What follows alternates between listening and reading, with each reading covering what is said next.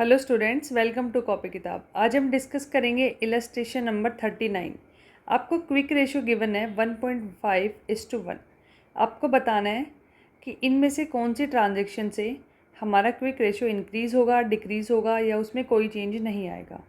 First है paid rent ₹3000 in advance. तो अगर हम कोई एक्सपेंस को एडवांस में पे कर देते हैं तो वो हमारा प्रीपेड एक्सपेंस में आता है।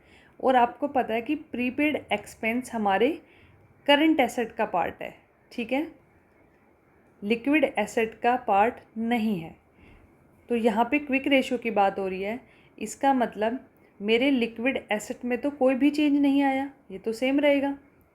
सेम रहेगा, हाँ, किस एस्पेक्ट में सेम रहेगा कि हमने एक खर्चा पे कर दिया तो उससे हमारे लिक्विड एसेट्स इंक्रीज़ नहीं हुए, लेकिन खर्चे को पे करने के लिए हमने अपना कैश तो दिया है और कैश हमारा लिक्विड एसेट का पार्ट है। इसका मतलब लिक्विड एसेट पे क्या फ़र्क पड़ेगा, वो रिड्यूस हो जाएगा, ठीक है।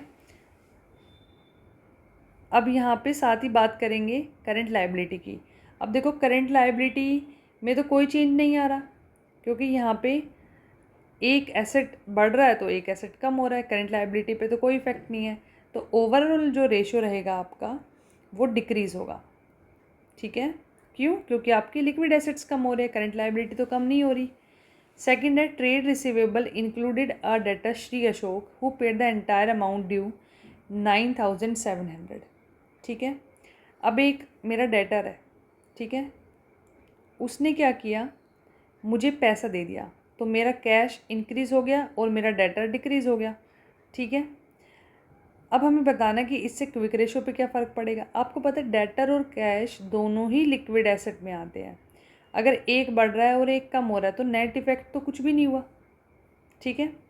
इसका मतलब लिक्विड एसेट्स पे नेट इफ़ेक्ट कुछ भी नहीं हुआ और करंट लायबिलिटी पे भी कोई चेंज नहीं है। इसका मतलब रेशियो में भी कोई चेंज नहीं है, नो चेंज। आई होप आपको समझ में आया होगा। Thank you.